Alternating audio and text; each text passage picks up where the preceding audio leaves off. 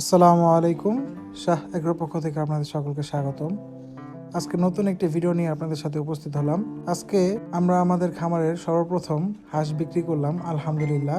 আজকে আমরা মোট 20টি হাঁস বিক্রি করছি এক বড় ভাইয়ের কাছে। আমার আপন চাচতো ভাই মনির ভাইয়ের এক বন্ধু, উনি আমার থেকে 20টি হাঁস ক্রয় করেছেন পালন করার জন্য।